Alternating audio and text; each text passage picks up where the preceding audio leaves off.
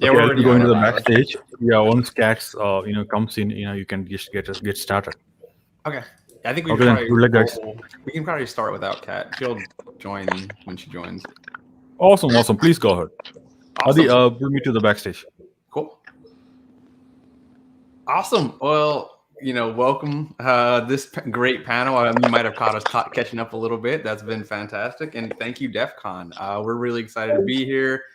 It's going to be a great talk. It's pretty late for us. We're on the East Coast, but we got a lot of passion, a lot of energy, and a lot of friendship between us. So this is hopefully going to be as fun for you as it is for us.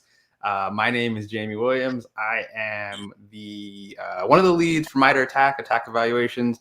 Big fan of Adversary Emulation, and I am here with an amazing panel of folks that have a lot of perspective, have a lot of insights, but also have just a lot of pro tips on what can go wrong. And I think that's kind of where a lot of the theme of this panel is going to lead. I know we've already had a lot of really great content talking about how amazing adversary emulation is, how how it differs from red teaming and pen testing and adversary simulation, threat emulation, all these terms.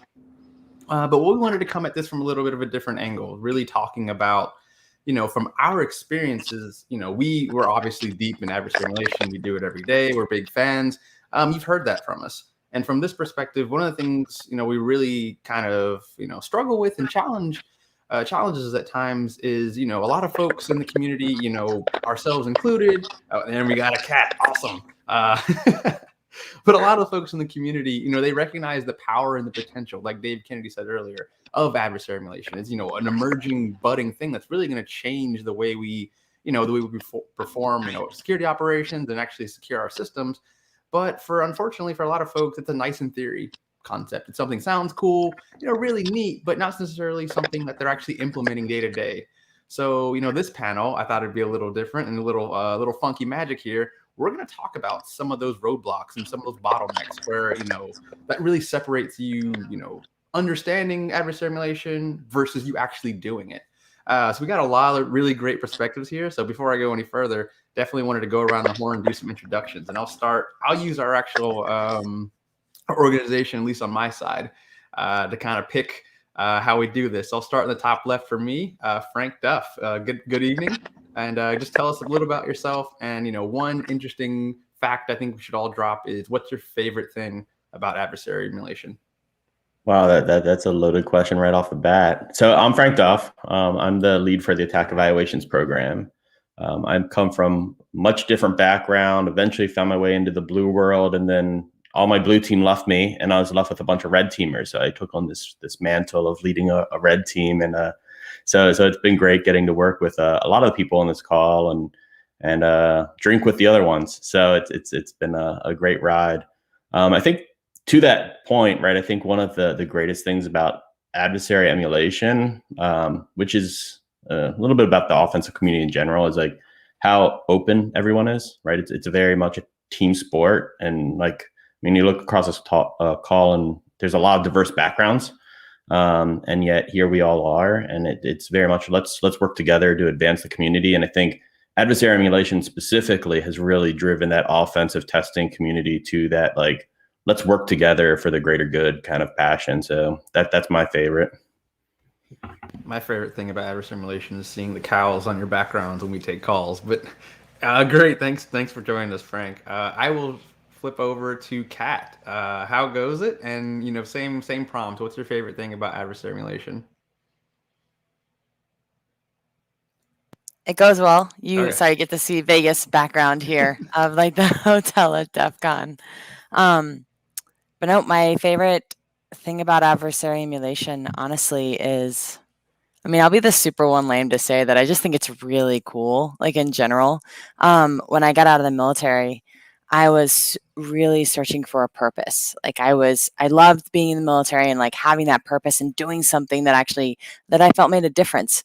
So when I got out, I felt super lost on like what can I do that would also be like super interesting and engaging and fun, but that I would also feel like was making a difference. And I was actually doing a contract, and there was the Army cyber unit there, and they were telling me about stuff that they were doing. And I was doing some cyber stuff in a very pathetic attempt at sleuthing kind of way. And they were very blunt about the errors of my ways. And And I kind of took that feedback and I was like, oh my God, this is amazing. Like, this is an entire new battlefield that like I had no idea about. And like, I want in, like whatever that looks like, I want in. And then that kind of like, that's kind of my favorite thing about it, is just that it's like this brand new space where it's like what we do makes a huge difference. And I think adversary emulation is a huge catalyst that like to just leveling up our skills in general. Oh, geez. Between the two of you, I'm already sold. We got to get to the negative soon so we can provide some folks some value. But okay, keep going. I'm going to snake through the group. Jose, good evening. How goes it? And tell us a little about yourself and your favorite thing about adversary emulation. Yeah, sure. Thanks, Jamie. So hi, everyone. My name is Jose Barajas. I'm the technical director at Attack IQ. I'm also lucky enough to lead the research on behalf of Attack IQ that we do with the MITRE-Engenuity group. And I have a background as a reverse engineer, malware researcher. So I look at things from that perspective, trying to figure out what the attacker was doing, what are the things that they were trying to do to get past the environments that we were protecting. So I come from that perspective. And for the last 7 years, I've been building adversary capabilities at Attack IQ. And for me, I think the biggest value is that feedback loop that we're giving teams, right? We have some assumptions about the work that we've done. When I did detection engineering work as part of my job before, I had to sit around and wait for feedback. We don't have to do that anymore. We can generate it, we can iterate, and we can work together. Purple Team is going to come up at some point in this call, right? We can work together, and I think that's what I really love about this is everyone getting better together through this process.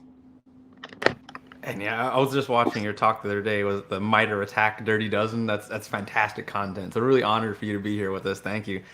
The screen says I should go to Tim, but in the spirit of our relationship, I want to hop over to Mike Long. How goes it? Hey, Jamie, thanks. It's going great. For those who don't know me, my name is Michael Long. I'm a principal adversary emulation engineer at MITRE.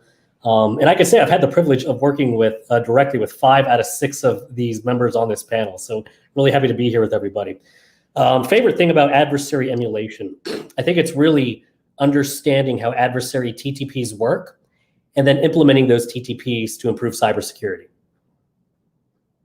Love it. Short, succinct, straight to the point. Mike, thank you. And for those who don't know, Mike is actually our capability area lead at MITRE for adversary emulation, and also the author of the upcoming MITRE Attack Defender Threat Emulation course. So you'll get used to his voice over time if you're in this space. But obviously, last but not least, we have our unicorn in the room, Tim. Good evening. I think you're maybe one time zone over, so it's not too late for you, but hopefully you're hanging in there. And obviously, an honor for you to be here. I'm East Coast.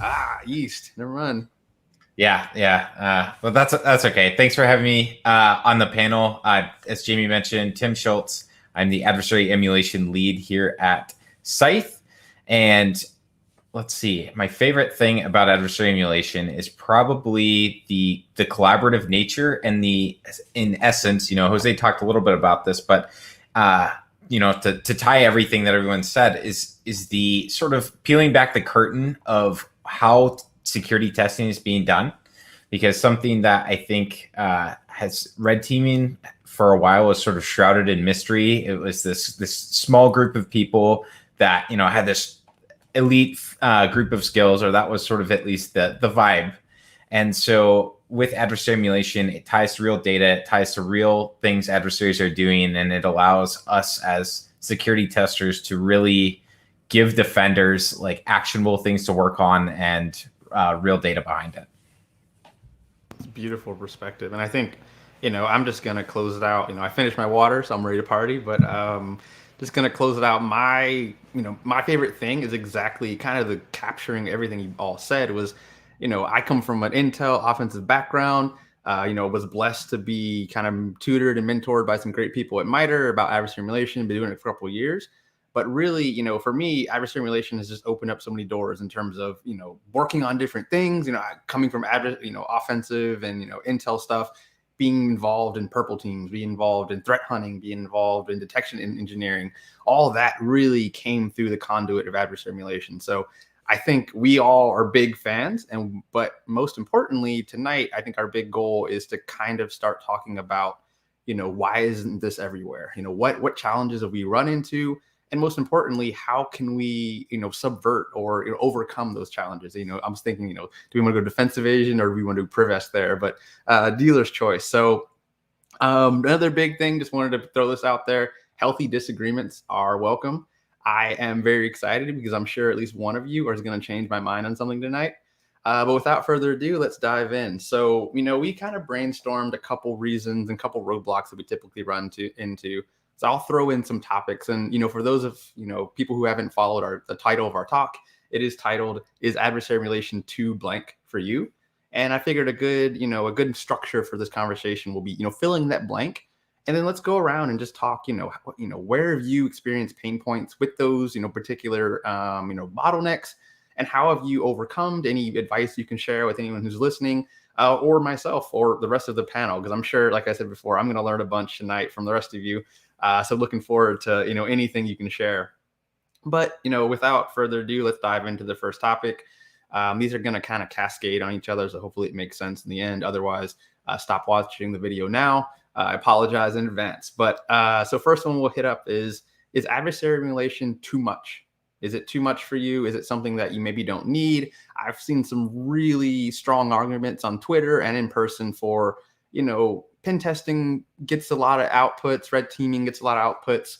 Why do I really need to sit down and do adversary emulation and worry about these TTPs and all of this extra work? I can get enough from, other types of assessments. I'm going to pick on Tim because you sent in a really good response for this, but everyone else, while Tim kind of, takes first stab at this, kind of, let me know if you have something you want to bring up and feel free to follow up, but let's just keep this real informal. But, sorry, Tim, you're my first victim of the night. How would you respond? If I'm a SOC manager and I ask you, this seems like too much? Like what really, why should I go about, is this really something that I need? Okay. Yes. As Jamie mentioned, I have very strong feelings on this. And part of it is, going back to how I view this entire space where it's adversary emulation, red teaming, pen testing, all of that. It's security testing. Overall, we are testing security. Why do we test security? Because adversaries are going to try and find holes. People are going to try and exploit vulnerabilities in order to achieve some effect. And so we've seen this with ransomware, for instance, because this is going to be how this is going to come up, I think, multiple times on the panel, is you are a target. And so if pen testing and red teaming, why do we do those things? To try and find out whether there are holes that adversaries could exploit.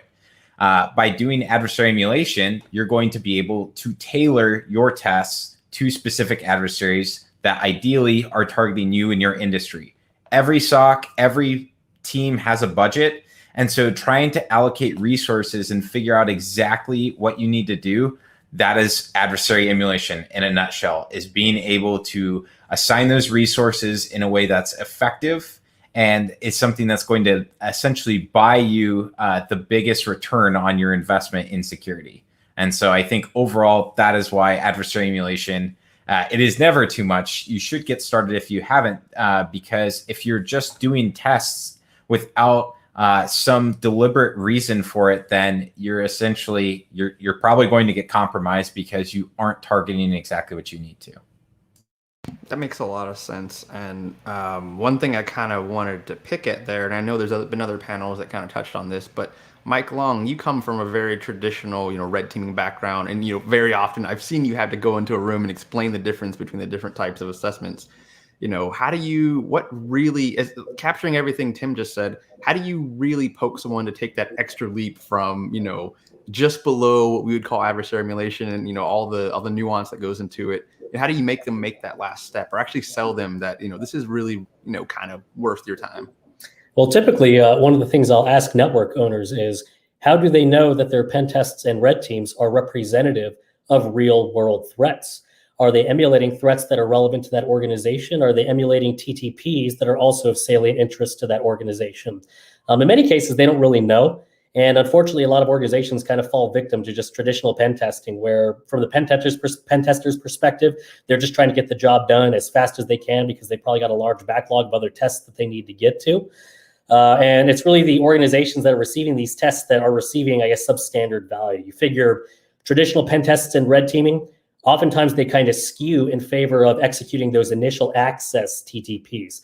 But that's to say nothing of all those other TTPs spanning the attack framework. So the bottom line is that when we're talking about adversary emulation, the whole point is to try and move our pen testers and red teams so that the tests that they do are representative of the threats that are relevant to the organization. Makes a lot of sense. So you're telling me adversary emulation, really, I know I get my ears perk up when I hear the word attack, but really does dive into the matrix. And I think Jose's talked before about the dirty dozen. I really appreciated those techniques because, like you said, it wasn't just spear phishing, it wasn't just exploitation of remote services. It was actually like across the matrix, a little bit more of a realistic view of an adversary, like you said. But one question I really wanted to throw out to the group was, really, when we talk about adversary emulation being too much, is there something that we can do to kind of, really make sure we're retaining that ROI? Because I think one of the things we very often see is adversary emulation takes a lot going in, but you might not get, some people and organizations might not be getting enough on the output side. They might not be tracking results. They might not be, kind of seeing every stage and every point that they're actually getting value. Is there anything that we can do as practitioners, especially from, the offensive side, or maybe it's the customer side? Is there something that we can do to make sure that, it doesn't just seem like, a money pit? We're putting a lot in, we're not really getting anything out. Yeah, I think I can answer a little bit there. The first thought that comes to mind there is, is it too much? My first thought is, you have some degree of security implementations today, right? You don't have to run, an entire adversary emulation plan as an example, right? If you just have basic AV and you happen to be at an organization that's that small and doesn't really have a lot of employees, maybe you can still just download an archive file as an example, just to test AV, right? That might be sexy adversary emulation, but it's some form of testing, right? And you can start there. And if you start to do that as part of your process, you can stop assuming, verifying things, and it's going to be part of your day-to-day work. And as the capabilities increase, either because you go to another job and you have to work at that level, then you can ratchet up the degree to which you engage in this adversary emulation. But I think even doing some of the basics is what I always like to profess is a great place to get started. And at the end of the day, I think management will see value, right, over time, which is how you get that investment, which I think was linked into the questions throughout that. So yeah, you can get started as easy and as simple as what you have implemented today. Yeah, I'm 100% agree there. Like you said, it's any testing is better than none. So if you're testing one behavior versus, some of our, on the MITRE side, some of our plans are, we know they're pretty big, they're pretty long. It's a lot to do, but it's not saying that you necessarily have to do the entire plan. I think you captured that perfectly. Something very often referred to as like atomic testing, or just, a single behavior, a single TTP, anything that's kind of pushing in the right direction. So really, thanks for sharing that. Final point I wanted to make here on the much was I definitely wanted to hear from Frank and Kat, because I know you both have some really interesting perspectives on this. But just touching up on, what have you seen in terms of, piggybacking on exactly what Jose said, the customer side? What can you share any insights and things that you've seen from customers of adversary emulation, and things that, might not be obvious to the standard, operator, or, thinking back to our CISO example, say I'm sitting as a CISO or a SOC manager, where are there like hidden values in adversary emulation that you might not, be obvious or intuitive unless you've actually gone through the process? Kat, you want to go? No, go ahead. I'll let you go first, Frank. Ladies first. All right. Sounds good. I knew that was coming up tonight. That's awesome. Yeah. So I think it's not a super sexy answer, but I think that one of the great things about adversary emulation is it's really measurable, right? You can easily qualify what you did and quantify how you did, which, if you're talking to management, right, that's at the core of what the point is, right? If you think back to the early days of attack, when we were doing our red team, blue team exercises, before we knew we were doing adversary emulation, we were just doing threat informed red teaming, right? And it ended up being like, oh, well, we need this way of communicating, and now it came attack. And it was because it was that rubric, right? It allowed us to describe exactly the adversary that we built, and then we could map it, say, oh, and it's this adversary that we're interested in is known to do these techniques, right? It made it very relatable to management. So suddenly getting budgets and all that stuff was a lot easier because the story was there. And for people like me who aren't in the trenches, right? Story is everything, right? So I think that's really helpful to be able to tell that. That's awesome feedback. And like you said, it's not even the story, but adding quantitative numbers to the story, or we can actually measure, and even if it's as simple as a navigator layer, we can capture and count something. It's obviously bean counting isn't the best way to go about things, but it actually goes, like you said, it goes really far in terms of swaying minds and actually adding figures to dollars and making those translations that I think a lot of us engineers can't do. So I've always loved the glimpses, Frank being a former signals guy, watching the Frank be able to translate all these problems. This is really a fun show. I'm happy to sit behind you, but also really glad to see all those materialize. Kat, I definitely, if you had something you wanted to add there, go for it. But I also can give you first crack at the next one because I think it's right up your alley. No, actually, I'll crack at that one. So prior to my time at MITRE, where I'm now on the attack team and the attack evaluations team, I was at Target on their red team. And kind of referring to the question that you had, where like, what can we do as practitioners? And then the lens of the customer perspective, right? Like, what do they get out of it? Is that the way we broke down some of our operations? We were a very high tempo team. And I will caveat it with this: an internal red team has a bit of a different problem set than an external red team, right? Like, we're inside of an environment. We're very usually heavily focused on assumed breach scenarios, which basically means that like we take out that really heavy front load of spear phishing and getting someone to click, right? Basically, they are going to click. Like, we assume that they're going to click, and then we work from there. And that kind of allows us to focus on a whole lot of other phases that, quite frankly, I think are like more bang for your buck kind of thing, right? Like, you get a lot back for that return on investment, as you were talking about with the ROI. But the way that we went about it to kind of make it more piecemeal and also make it more approachable was we did what we called 3 tests. We did known, unknown, and throwdowns. And this is actually covered in a talk like 5 years ago. This tells you how like there was such a great company to work for. And what known was that's like your AV, right? Because what we had found was sometimes it's really as simple as your AV is just not properly operating. It's not properly categorizing or updating. And it's such a silly little thing, but it can cause a lot of issues that you don't even realize are super significant. And just having a known test where you are firing specific malware that will fire, you're capturing that, like however you want to isolate the host, so that way you're not creating a bunch of alerts, like, and doing that on a regular basis, having a dashboard up, like that can actually be really useful. And I think that's that's definitely not too much, right? Like, that's more just quality check and control. And then you have known, and what known focused on was more of a like, okay, are the rules that we know for a fact that we have in the environment, are they firing? So again, doing the assumed breach, like I'm going to intentionally trigger this alert. Like, let's say I have alert on PowerShell, right? And like everybody does, hopefully, with the break, using like a line break, right? Like, and I want to be able to detect that rule, and I want to make sure that it's up and running. So I'm going to fire it. However, the real return on that, like return on investment, it isn't the firing of the rule. It's the process that started after that rule is fired, and like watching the blue team come back around and watching them get that alert. How fast do they get to it? Do they catch it? Do they actually see all of the history that's happened on that host prior to then? And then what do they do? How do they escalate it, right? So that entire, that's another thing. And then the third one, which is throwdown, that's where it's like true adversary emulation, right? Where we did hardcore research. We looked into TTPs. We specified on the threat actor. We poured tons of development time, right? And the moment you put red team development time, you're like, it's a time suck. There's so many rabbit holes. It's ridiculous. So, and then what we would do is then we would launch that one. And that one was really cool because it didn't always happen.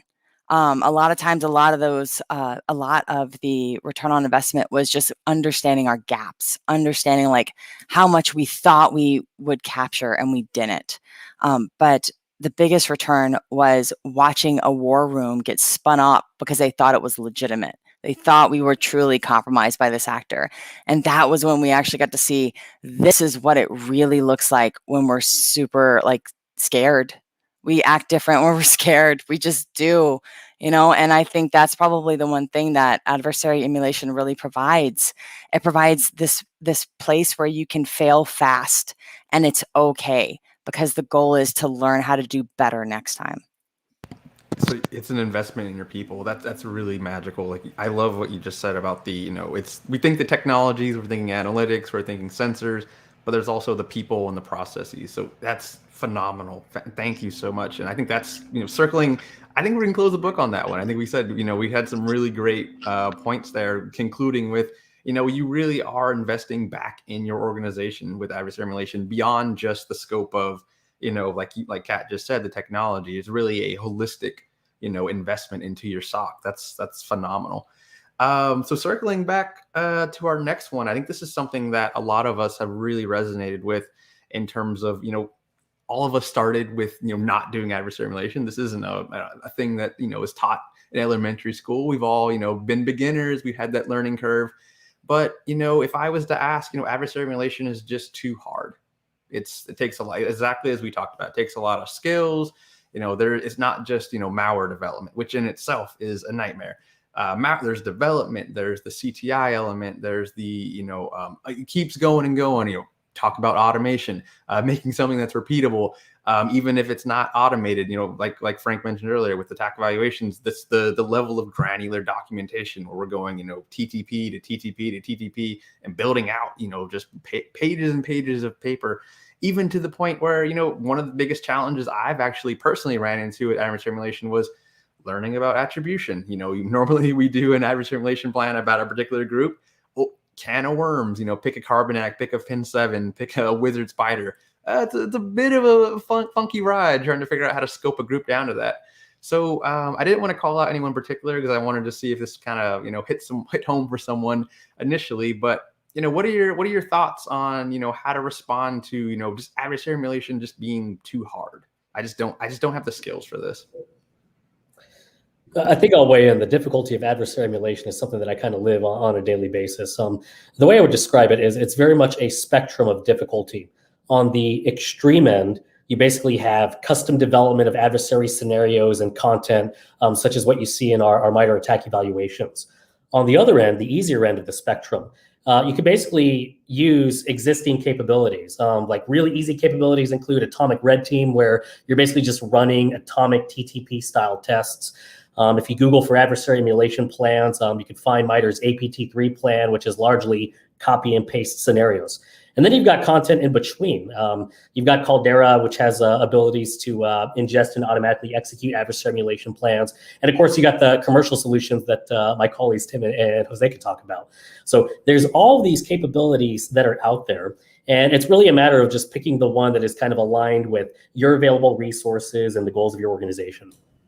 That makes a lot of sense, man. So I think everyone tries to execute this has a different maturity level. So they kind of have to, like you said, pair your weapons with your, where you are. And to the point of, like you said, tooling, I definitely want to hear from Tim and Jose with, from your unique perspective of actually, automating this and packaging a lot of this up. What are kind of, from that perspective of, even you guys are doing, we call it push button, but you're bringing a lot of power to the hands of a lot of people. But what other nuances and what other skills do you think have been really advantageous for the users of your product regarding, effective and, efficient adversary emulation?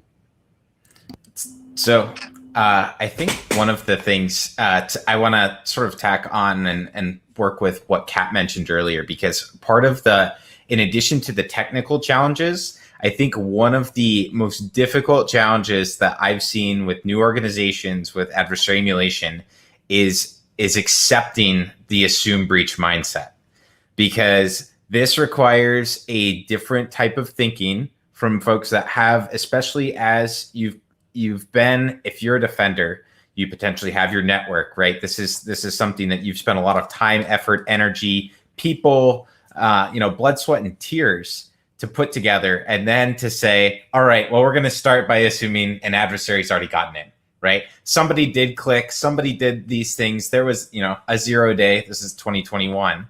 So that happened, right? And so what happens next? And so I think from that perspective, that has been one of the most difficult mindsets to shift. And we talk about challenges with adversary emulation to sort of tie back to what you originally mentioned, Jamie. I think that is one of the hardest things, because as soon as that shift happens, then you can focus on the behaviors. Then you can focus on those specific TTPs and the majority of what attack has to offer. But I think that as far as getting to that point, there's a lot of art going into, as opposed to science, into those first couple of steps, right? The initial access, Mike mentioned earlier with, and Kat as well, with basically it takes a ton of time, effort, and resources to do initial access stuff. And so when we talk about getting to our product and scaling that kind of thing, it can become difficult to essentially tie in things like people ask about exploits, people ask about other things. These things are, vulnerability management. They're addressed by other things, I think, in the chain of defense in depth when you have a security program. And so trying to understand where adversary emulation comes into some of those other parts of your organization and your defensive stack, as Jose mentioned earlier, because most people are probably not coming at adversary emulation as their first step. And so trying to figure out how does it fit in. And so that's where having automated solutions that can do adversary behaviors and, using either an entire plan or even using something like Atomic Red Team by Red Canary, which is going to execute just that single one.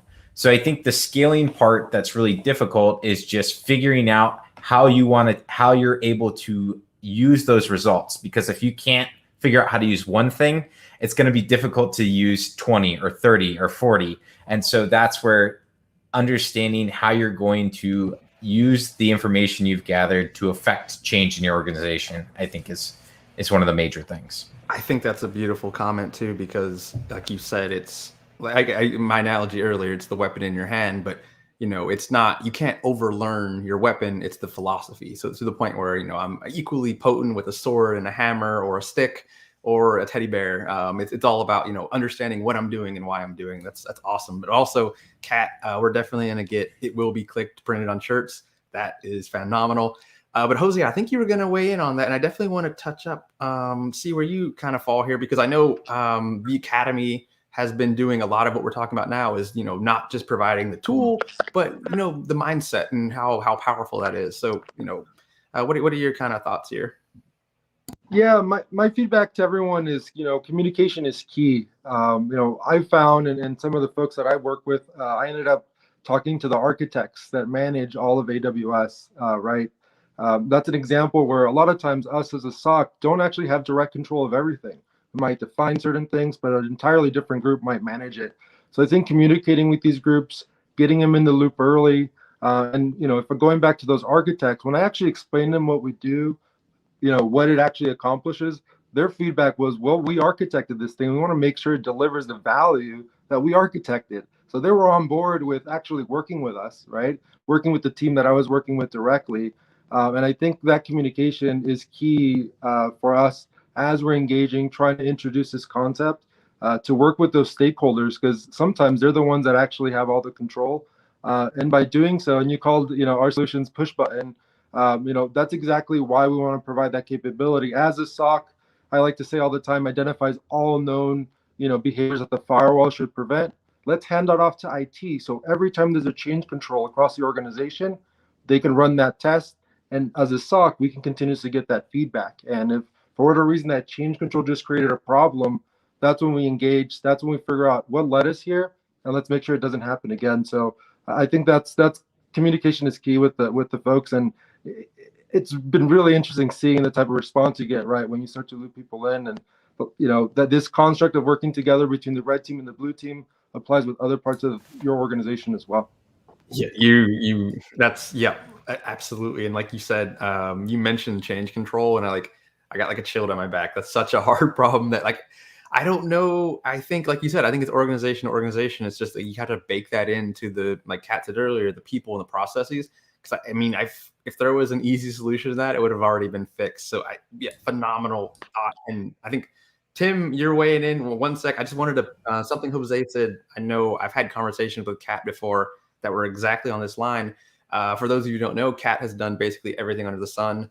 Within a SOC, development, adversary emulation, CTI, hunting. In your experience, picking up on what Jose just said, how, obviously you don't have to give a hard example, but, what's your kind of take on all these elements within an organization that need to communicate?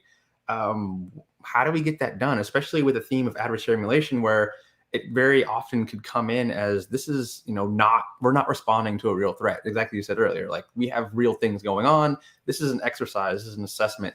How do you really, push the priority, but also the culture of this communication? I know you've coming from Target, I know you've seen it, but also I think we've touched up on this a couple of times just in passing. I think if I could actually answer that question completely, I would be making a lot of money right now, and I would be selling it and patenting it. I can tell you the way I've seen it work really well historically, and I can tell you the way I've seen it go awry, because I feel like those are kind of like the better lessons. The way I've seen it well is when you have the red team and the blue team in the same room and having a conversation when you're reviewing the red team exercise. Like that was always a really awesome data point. Like it wasn't this like, we're going to have a red team exercise and then no one hears about it and you either failed or you pass because you caught it or you didn't, right? No, it's like where you guys actually sat down at the same table and like the red team is not being jerks because we're so technically proficient and we pwned your system, right? Like, no, like we sit down and be like, hey, you caught this artifact. That was awesome. I didn't even realize that my payload would have dropped that. Like you told like you missed this, but that you were super close, like, cause I saw your case notes, right? Like, cause we were reading their case notes, like checking to see what they missed. Why did they pivot that way? Like, was it the tooling? Like just a super transparent process where we're just having a conversation. That conversation does cost time. Like I will say that is one of the biggest things. It costs time. It does cost investment, and it does cost like cultivating a culture where it's okay to be wrong. Like it's okay to fail fast, and it's okay to definitely not be the smartest person in the room on a regular basis, right? Like even on the red team side, we'd mess up all the time, and we'd have to be able to have enough of a culture that like our blue team could be like, why did you name this launch agent the same thing that you named on this other exercise? And we're like, oh, I did do that. It was really late at night when I should not have been working because I have work-life balance, I promise. And then like ways I've seen it go other ways is where it's usually through isolation, right? Like when we are isolated and we're working in silos, like that's when it's really like the struggle bus is real. The best way I've seen the CTI team integrate has honestly been when so when I was on the threat hunting team, one of my tasks was to figure out how do I incorporate threat hunting into the organization. And one way I did that was I just attended everyone else's meetings. And like I attended all of their meetings so I could figure out how could I fit in the process, right? Because it wasn't about how they fit best in mine. It was what could I provide them that would actually make their life easier. And like kind of taking that service mentality allowed me to have much more, I want to say, helpful conversations where we both were kind of at the table like, yeah, this would be awesome. Like I had no idea you knew about this. Like I had no idea that you were already collecting these logs and doing these analytics. Like I totally need that for my detection engineering team, right? Because we've been trying to figure out how to test these rules. Like, oh, well, that's perfect because I can use you in this part of my operation, right? And then talking with the red team in our planning sessions, right? Like, hey, like instead of just like dumping this on you guys last minute, like when do you want to be in the process? Do you want to be a part of our research? And they're like, yes. So that way I can better plan for an entire operation around this when you guys are threat hunting me. Like that was kind of where it was seamless, where we had to have one dedicated person where their job was to find the gaps and create the bridges. That was phenomenal. Like you said all that, and I'm like hearing like Katie talk to me in the past of like, know your customer, know your audience, and like you said, speak their language, understand, the questions they ask, why they ask them, and being able to communicate. Like you said, getting back to ROI, being able to communicate like what we did, why we did it, and actually put it in their terms and actually make it tangible to them. That's phenomenal. I love the other thing you said too is, that for me personally, that was my biggest kind of growth into adversary emulation was, from the offensive perspective, obviously you learn all the tradecraft, you learn all the tricks, what works, but being able to actually communicate, you actually have to know really what you're doing and how it looks to other people. Exactly as you said, these things I'm slinging, I'm slinging exploits, I'm building payloads.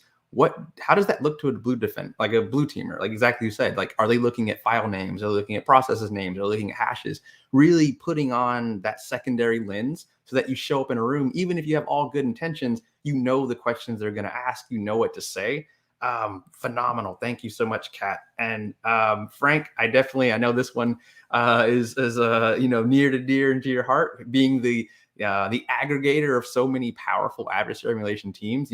Over the years, I've been, thankful and gracious enough to be, a part of, a Frank Duff team for about 4 years. And Frank has done, a phenomenal job curating and building that skills all into the same kind of project. What's kind of your take on, what does it take in terms of, building these skills, giving them direction, giving them focus, but also, letting them loose and kind of, building and doing the things that we do in this space? Yeah. So first of all, like your bonus check's going to be great this year. Like, I appreciate all the kind words.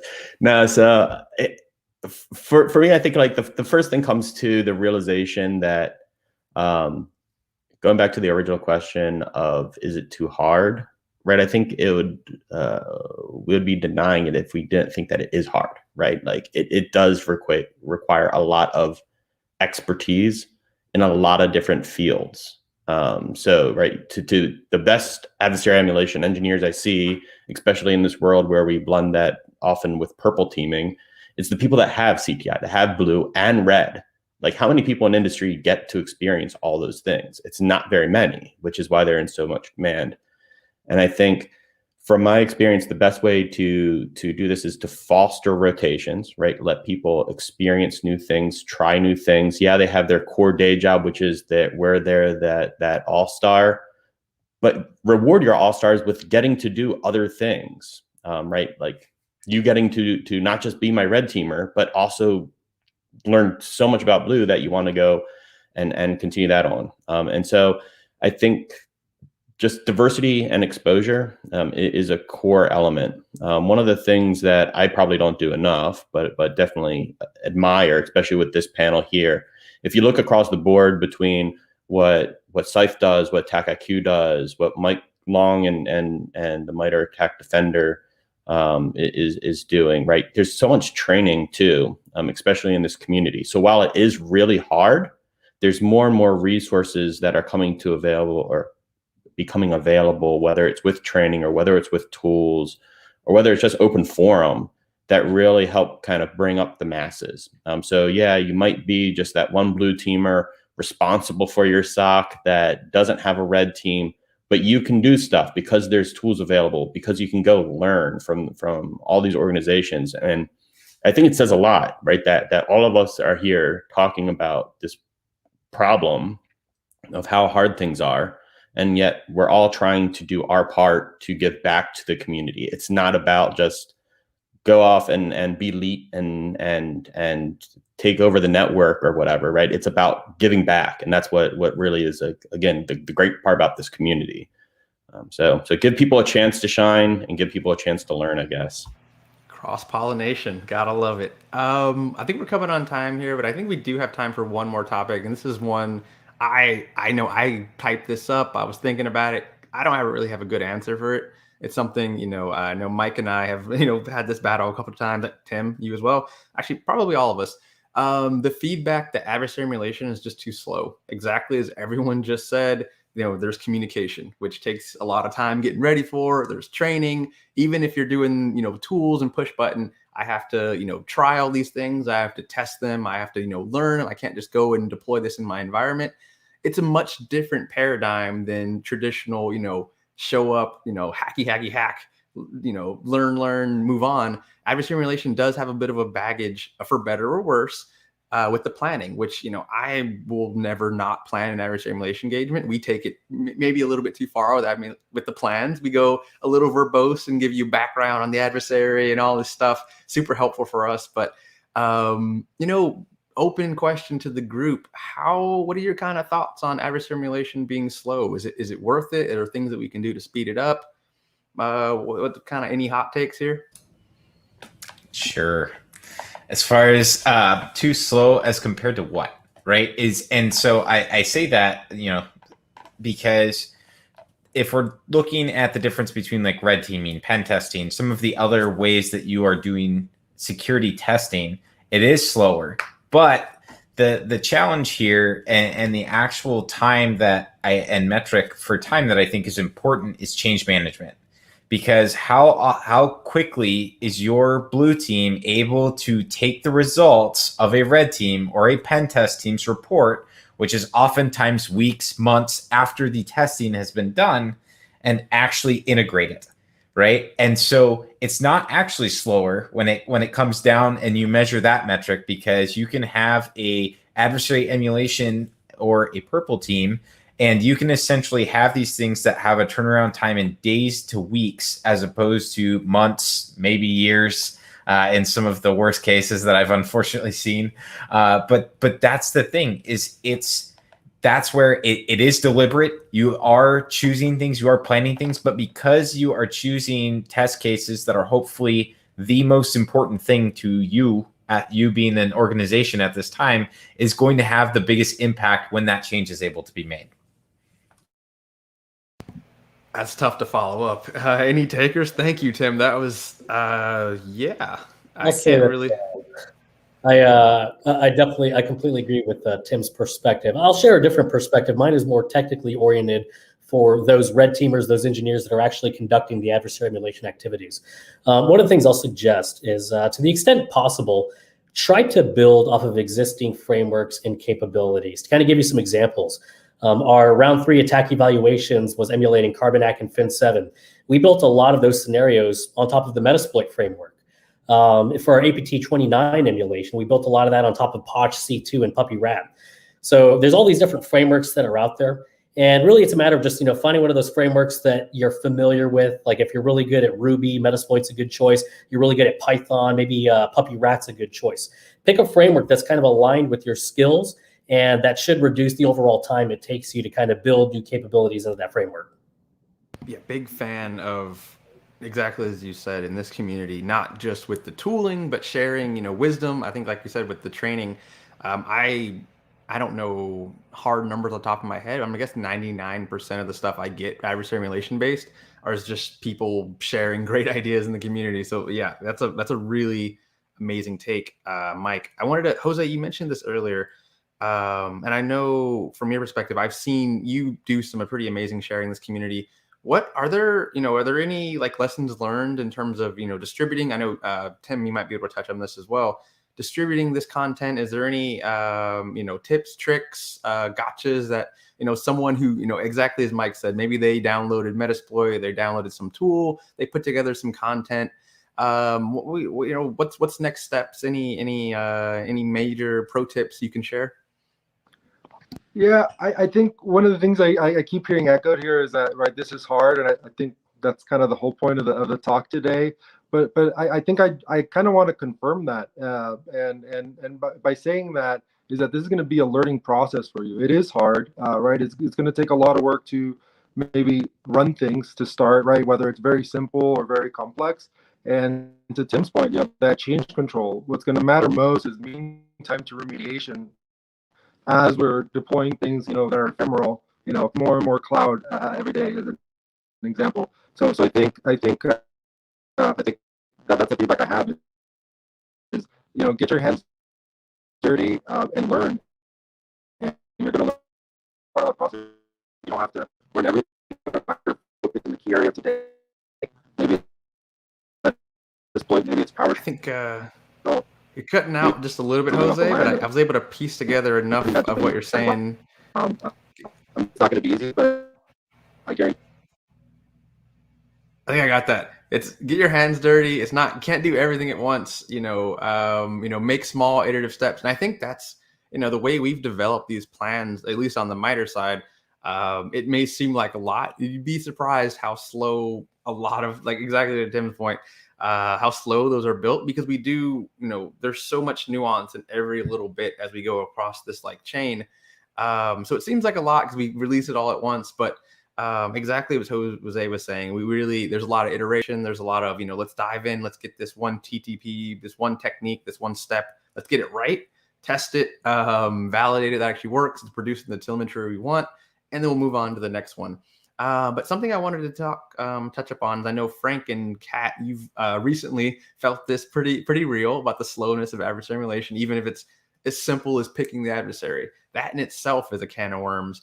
Anything you want to share in terms of kind of exactly what Jose was just saying in terms of just getting your feet wet, getting something on paper, and being able to build on top of that? Do you want to go first, Frank? Oh, okay. I will say two things. One piece of advice I give to a lot of people is that, and honestly, if we're being very real, I give it to myself all the time because I think I can do a lot more than I can. And it's, if you want to read a library, you can't read 5 books at a time, right? Like if you're reading 5 books simultaneously, you're not able to fully engage in like the storyline and the emotional ups and downs and the characters. And suddenly before you know it, if you're reading 5 books, you actually confuse the characters and the plot lines, and they kind of all start to blend together and they stop having that sharpness in your mind. So you can only read 1 book at a time. And like for me, that's kind of the way I've taken a lot of this stuff. Like I did development and I only did development. And then I did red teaming and then I only did red teaming. And then I did threat hunting and I only did threat hunting. And it was kind of like then after I was fully entrenched and I understood, I went from being a beginner to a practitioner. And I actually understood all the nuances that went along with the day-to-day, the tribal knowledge that you get just by time and experience. And it's the most annoying thing someone can tell you. But it's also like, it's kind of also one of those like where I would challenge you to be like, time is actually your friend, not your enemy. Like time is going to allow you discernment. So that way it'll save you time in the future because you'll be able to see like, oh, I know where that goes. I think it's going to be a week of dev time. It's 3 months. Like, no, absolutely not. Like, we're not doing that. Which I sometimes wish I had on evals a little bit. Like, I wish I had that experience a little sooner than I've committed to. The other thing I did want to say was, and I can't remember it, so obviously it was not that important. So that's what we're going to go with is I think thing 1 was book at a time. Yeah, that's that. Whew. Yeah, we I think we said even along the theme of sharing, we try to share lessons learned, but it's not felt until it's felt, especially with something as complex as adversary emulation, where you're 8 steps into a 10-step plan and you realize you goofed and you have to port it to a different tool. Not saying I've been there, but that's a lot of fun. But I think we're coming on time here, so I definitely wanted to give everyone a chance to just share some closing thoughts, anything you had, unrelated to our amazing prompt of the evening. I think we hopefully dropped a lot of actionable and, helpful knowledge for the community here. But, I'll just go around starting with Frank. Any advice for, folks starting off in adversary emulation, more mature, whoever your audience is, define them and kind of, give some Frank Duff wisdom. Words of wisdom. Yeah. So I think for me, one of the biggest things with adversary emulation often comes down to that CTI component, like how true you are to CTI and where in the spectrum of emulation versus simulation and all this other stuff lies. I think one of the important parts for adversary emulation, as we're talking about how hard it is to get started, is you can leverage a lot of things off the bat that might be good enough. But you have to understand where you're making those compromises. So as long as you're doing it with the foresight, with the awareness that you're making certain compromises can be okay. But you have to understand where the CTI boundaries are and where those compromises are. Otherwise, you might as well just be kind of adjusting at windmills all the time. So I think for me, it's don't let perfection get in the way, but at the same time, understand what perfection looks like. And you can strive to be as good as you can, but at the end of the day, you need to get somewhere. So that's my parting words of wisdom. Anything's better than nothing. That was fantastic. Mike, how goes it? And anything you want to close for the evening? Yeah, I think my closing thoughts are essentially, if you're involved in anything revolving offensive security testing, it's always worth to occasionally take a step back and ask yourself, are your testing activities representative of real world threats of salient interest to the organization? And if the answer is no, it's probably worth just taking a step back and thinking, how can you retool? How can you refactor your process to get better aligned with that? So at the end of the day, if you're emulating real world threats and that's helping you to improve your cybersecurity, I think that's a win. Fantastic. Love it. Kat. Closing thoughts is if it wasn't hard, we wouldn't do it. We all kind of are just weird like that, I think. But I think just know that like we all feel that way. Like that's kind of like you're not alone in it, right? Like we all talk about imposter syndrome and all these things, but like we all feel that way. So you're amongst good company and like just keep at it, right? Like that's the beautiful thing about it. It's like just because you are where you are today doesn't mean you're going to be in that same place tomorrow. And then just keep at it. We have a funny saying internally to MITRE that everyone's, and Mike, I'm watching your face for the reaction here. Everyone's first emulation plan is basically crap. I've been that person. I'm not going to call anyone else out. I've seen, don't look surprised. I'll pull it up and send it to you Monday. My first plan was terrible, completely useless stuff. But like you said, it's a learning curve. You share that with trusted people. They look at it, they give you feedback, and before long, you're producing things that are actually getting a lot of public appreciation, actually changing some lives for the better. So Tim, and then you've dropped some heavy nuggets. Anything you want to share? I'll say that there, as everyone's here has talked about, there's a lot of nuance in the field.